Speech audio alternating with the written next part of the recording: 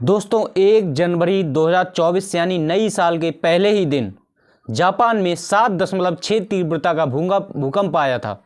यह भूकंप जापान में 2015 में आए भूकंप के बाद सबसे बड़ा भूकंप था। इस भूकंप की वजह से जापान के समुद्र तटों पर सुनामी का भी खतरा बढ़ गया है और जापान सागर में 4 फीट से ऊंची लहरें उठ रही हैं। जापान दुनिया का ऐसा देश है जहां दुनिया के सबसे ज़्यादा भूकंप आते हैं और ऐसा होता है जापान की भौगोलिक स्थिति की वजह से। दरअसल जापान पृथ्वी के जिस क्षेत्र में है वह क्षेत्र प्रशांत महासागर के रिंग ऑफ फायर का हिस्सा है।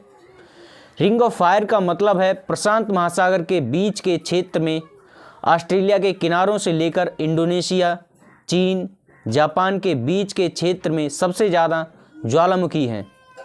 इसी कारण इसे रिंग ऑफ फायर कहते हैं। इन सभी जगह पर ज्वालामुखी की अधिकता के कारण ही यहाँ भूकंप और सुनामी बहुत ज़्यादा आते हैं। भूकंप के आने के कई कारण हो सकते हैं, पर सबसे बड़ा कारण होता है पृथ्वी की सतह के नीचे पर पाई जाने वाली टेक्टोनिक प्लेट्स। यह टेक्टोनिक प्लेट्स अलग अलग क्षेत्र के हिसाब से अलग अलग होती हैं। जब यह प्लेट्स अधिक दबाव के कारण एक दूसरे की ओर खिसकती हैं तब इनमें आंतरिक ऊर्जा उत्पन्न होती है और उस ऊर्जा की वजह से ही भूकंप आते हैं। ज़्यादातर भूकंप इन टेक्टोनिक प्लेट्स की सीमा पर ही आते हैं, मतलब एक टेक्टोनिक प्लेट्स और दूसरी टेक्टोनिक प्लेट्स के मिलने के बीच के स्थान पर भूकंप आने की सबसे ज़्यादा संभावना होती है। भूकंप की तीव्रता को सेस्मोमीटर से मापा जाता है। 5 रिएक्टर स्केल से अधिक तीव्रता के भूकंप से इमारतों में दरारें आ जाती हैं तथा 7 रिएक्टर स्केल से अधिक के भूकंप पर जान माल की भारी तबाही देखने को मिलती है।